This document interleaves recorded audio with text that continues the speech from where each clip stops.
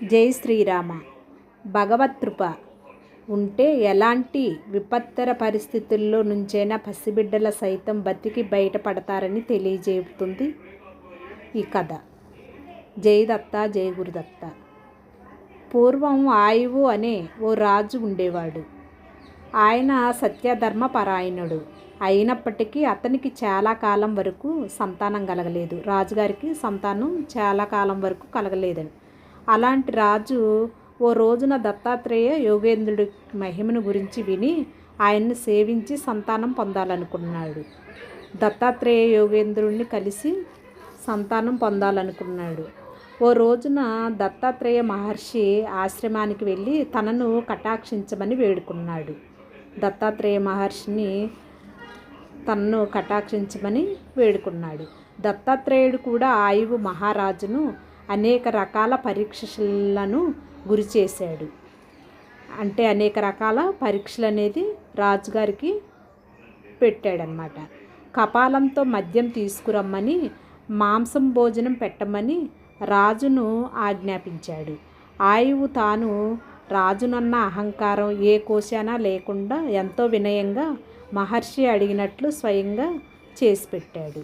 చివరకు ఆ రాజు వినయాన్ని చూసి దత్తాత్రేయుడు ఆనందించి ఆయువు కోరుకున్నట్లుగా భక్తి తర్పుడు, ప్రజాపాల దక్షకుడు, యజ్ఞ నిర్వాహకుడు, దానశీలుడు, శరణాగత వత్సలుడు రాజుకు జన్మనిస్తాడని వరమిచ్చాడు.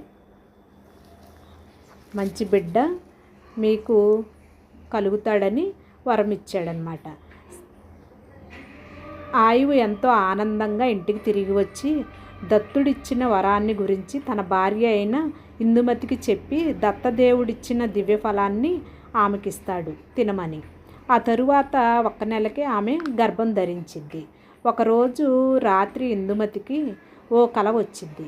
కలలో దివ్య పురుషుడు కనిపించి ఇందుమతిని దగ్గరకు పిలిచి రత్నకాంచన పటికాలంకృతమైన శంఖంతో క్షీరాభిషేకం చేస్తాడు కలలో. అంతేకాక ఆమె మెడలో ఒక ముత్యాల దండ వేసి చేతికి శ్వేత పదాన్ని అందించి అదృశ్యమైపోతాడు. కలలో అలాగా చేసినట్టుగా కలగంటదన్నమాట. అనంతరము ఇందుమతికి మెలకువ వచ్చింది. రాజుకు తన కలలో కనిపించిన విషయమంతా చెప్పింది. తెల్లవారిన తరువాత రాజు మునులకు స్వప్న విషయాన్ని చెప్తాడు. మునులు స్వప్నాన్ని విశ్లేషించి వంశోద్ధారకుడు జన్మించబోతున్నాడని రాజుకు చెప్తాడనమాట. మీకు వంశోద్ధారకుడు జన్మించబోతున్నాడు అని రాజుకు చెప్తారు.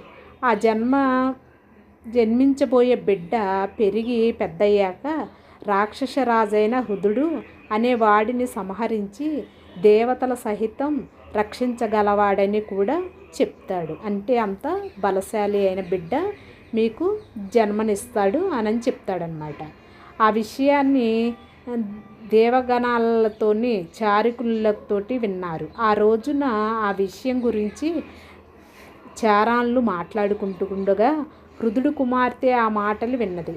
వెంటనే తన తండ్రికి తాను విన్న సంగతంతా వివరించిందనమాట. హృదుడు ఎలాగైనా ఇందుమతికి జన్మించబోయే బిడ్డను సంహరించాలనుకుంటాడు. ఒక రోజున ఆ దృశ్య రూపంలో ఇందుమతి పడక గదిలోకి ప్రవేశించి ఆమె గర్భంలో ఉన్న శిశువును చంపాలనుకుంటాడు. కానీ అక్కడ కొన్ని దివ్య తేజస్సమైన రూపాలు ఆమెకు కాపలా ఉండడం కనిపించింది.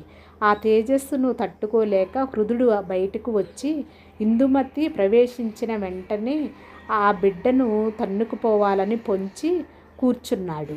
నెలలు నిండాక ఇందుమతి ఓ శుభముహూర్తాన మంచి తేజస్వి అయిన బిడ్డకు జన్మనిచ్చి హృదుడు సమయం కోసం కాసుకొని ఉంటాడు.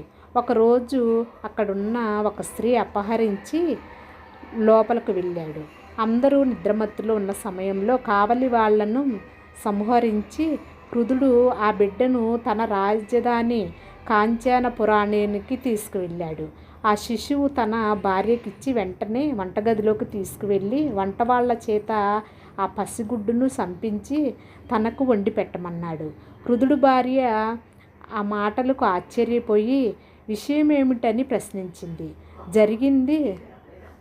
జరుగుతున్నది అంతా ఆమెకు వివరించాడు ఆ రాక్షసుడు. వెంటనే ఆమె తన భర్త ప్రాణాలను కాపాడుకోవటం కోసం